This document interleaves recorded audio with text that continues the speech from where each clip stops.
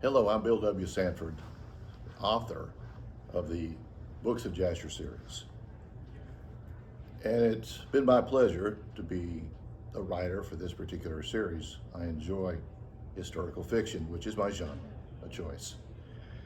And it was an interesting journey that I had in putting together these 5 books, of which the Books of Jasher Part 1, The Scar of Cain, is the first book.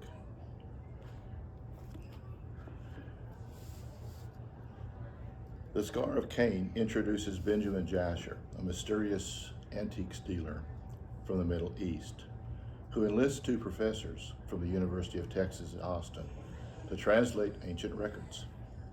As they delve into the text, they are thrust into Jasher's world of intrigue and peril. But the greatest revelation is yet to come. Jasher is no ordinary scholar. He is the ancient historian predating even the Babylonian Empire. As a young man, Jasher was entrusted by his great-grandfather Noah with an extraordinary mission to chronicle the rise of the man Cain and his insidious brotherhood, the clan of the Scar.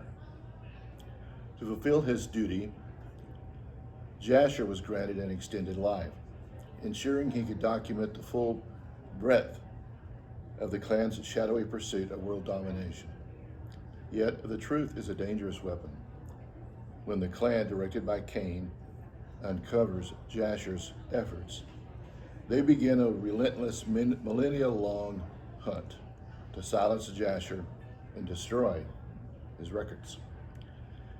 This first installment in the Books of Jasher series, The Scar of Cain, follows his unyielding struggle to safeguard history, resisting the clan's attempts to distort and destroy the truth meant for future generations. The key to unraveling the mystery lies in the translation of these ancient texts and the exposure of the clan's grand scheme. The future of the world teeters on the brink, and the battle for truth will have only one outcome. As Cain's forces grow stronger, the stakes have never been higher. In the prologue, we witness Jasher's origins, the moment he receives the divine mission from Noah, setting into motion a centuries-long fight against deception and darkness. The introduction to The Scar of Cain, the first book of the Book of Jasher series. This book is a work of fiction. Most agree that there is far too much of our ancient history steeped in religion and myth to make it possible for any serious objective examination of the life and struggles of our antediluvian ancestors. Thus, historical evidence from several sources remains lacking. However, if historical documents cannot reveal their lives and actions, we must use different theological canons and inspired studies of noted theologians to answer our questions. I'll now answer or introduce the prologue, Limitless and Eternal. In the late afternoon, Noah and his great-great-grandfather grandson Jasher rode slowly along a valley floor, 9 months from their starting point. It was a lovely place, full of spring flowers.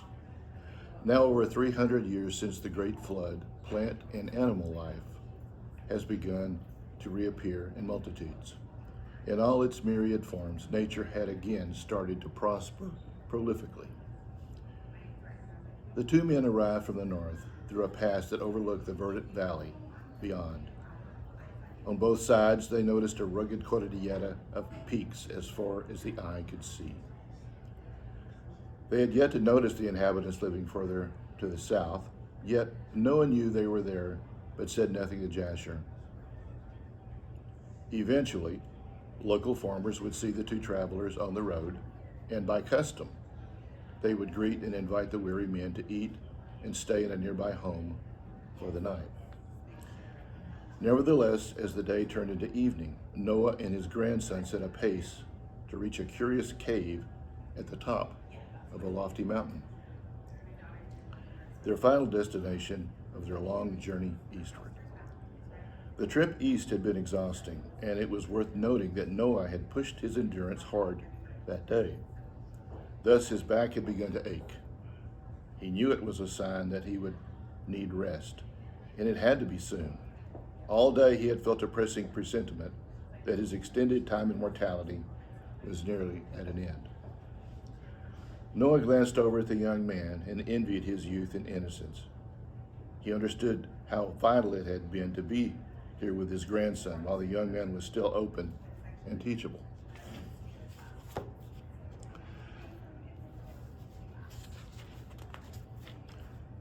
Noting the regrowth of the new civilizations, Noah feared for Jesher's generation.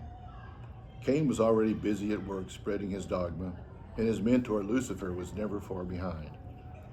Noah could already sense the corrupting forces of darkness looming ahead, shooting forth their nefarious tentacles of influence once again among men. To the south and east, Noah could see the mountain he sought. It had been many years, but he never doubted he would see it again. Memories came rushing back to him as he noticed the gentle slope of the summit as it connected with natural footpaths above the glacis. Eventually, with patience, the pathways eventually lead them to an unusually curious cavern near the apex, wherein lay the records of his fathers. Seeing how tired his grandfather appeared, Jasher suggested, "Grandfather, I am tired. Let us rest here and make our way up the mount in the morning."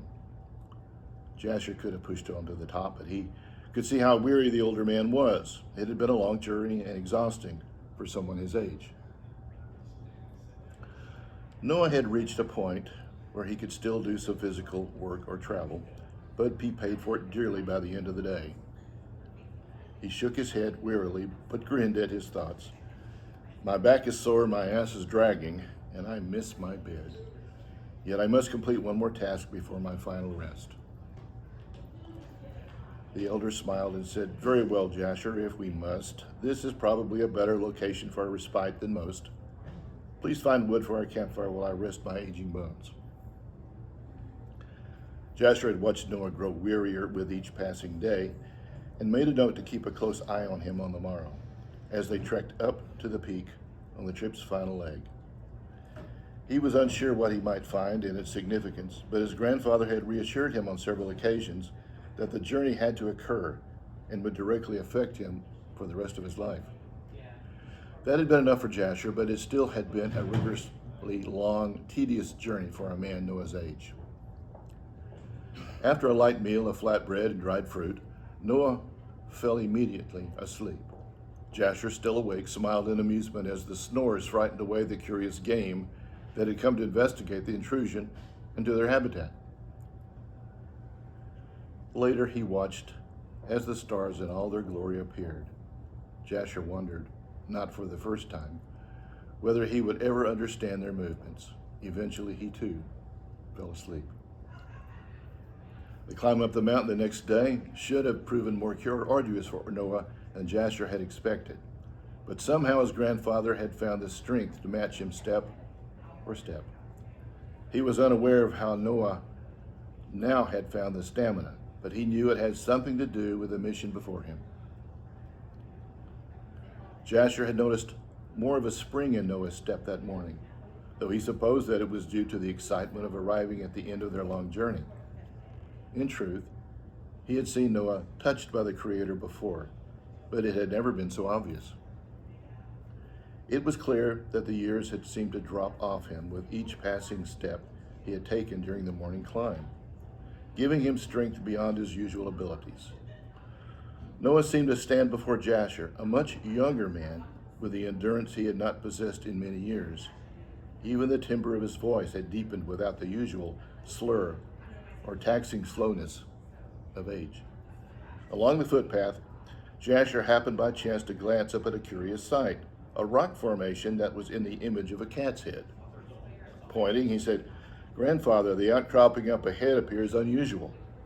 Is that what I think it looks like?" Noah up ahead did not look back to Jasher, but with a slight nod he replied, "What does it look like, my son?" Well, from here it looks like a cat. It is, and just below it is the cave entrance. I had hoped that the effect of the flood had not damaged it. If you remember that formation, it will always unerringly point you to the cave. A brief time later, Noah announced, "Jasher, yonder there is the entrance to the cavern." Smiling, Noah walked confidently toward the entrance, and just outside a metallic doorway, he found a lever recessed slightly into a hole in the mountain's rock face. The opening was large enough for a man to catch hold of the lever inside. Turning to Jasher, he instructed, "Jasher, pull the lever out and let us see if the switch still works." No more than simply curious, Jasher bent over slightly and attentively pulled the lever. Immediately, the door disengaged slightly from the entrance, revealing a partial view of the cavern inside. He gawked at the sight, never having seen anything operate in that manner before. Noah smiled and commented on the obvious. "Yes, very impressive. Another switch on the inside wall locks and unlocks the entranceway from that side. To lock the entrance from the outside, push the door to the side as far as it will slide and listen for the clink. Then you know it will remain locked until your return trip. Pull the lever outside to reopen it." Shaking his head in amazement, Jasher asked, "Who could have constructed such a thing?" "I suppose we shall never know, but my father Lamech knew the cave. If I had to guess the builder, I would say it was Seth, unquestionably the most intelligent man who ever lived, at least to hear my father describe him. He and Seth made the same journey you and I have made, and thus he had much time to acquaint himself with him, so I do not doubt Lamech's assessment of the man." Jasher slid open the door, and as it had so many years before Noah noted, the doorway moved smoothly along the grooved track built into the floor of the cave entrance. Once inside, he looked closer at the metallic doorway and how it fitted into the opposite wall. Jasher smiled as he made the connection. "Come, my son, let us go further into the cavern. There are many things I must show you." Once Jasher had entered the inner room, he was awestruck at the vastness and warmth of the cave and the natural light that seemed to emanate from the walls. A short distance farther inside, Jasher received his first view of the records his ancestor Seth, son of Adam, had so assiduously written and later maintained. Prior to the flood, Noah and his father Lamech had added to the depository. Before today, Noah had yet to return since the deluge 300 years previous. "Grandfather," Jasher stammered, "I had no idea to expect that the vault would be so vast. To what purpose were the records written?" Oh, Noah replied, "They are of three kinds. Those that speak to the spiritual needs of the people, those that serve as historical documents of the times and seasons of all known civilizations of man, and, of course, our genealogy. Other recorders will be responsible for those that are spiritual and genealogical by category. It will be your mission to carry on Seth's legacy, observe men's actions, record and maintain the historical records." The young man was immediately overwhelmed by a burden he had never known or expected. "Grandfather, how am I to do that?" With growing strength, Noah directed, "Jasher, please kneel and receive your calling and a blessing." Obediently, Jasher knelt before his great-great-grandfather, Noah. Then Noah laid his hands upon his head and pronounced a calling and a blessing that would govern Jasher for the rest of his amazing life. Noah spoke with strength and passion. He prophesied things to come from the earth and heavens above. Noah left Jasher a blessing of long life and the power to persevere in the face of tragedy and evil. Jasher always remembered that blessing, and whenever trials appeared, he recalled Noah's words and drew strength from their message meant for him and for him alone. And thus Jasher the historian began a journey to discover his unique place among the myriads of the Creator's most remarkable creations, his children. Jasher gratefully realized that his personal agency would always govern and qualify his actions, just as his God had always intended. Because of that reassurance, he had the strongest impression that his potential in life would be limitless and eternal.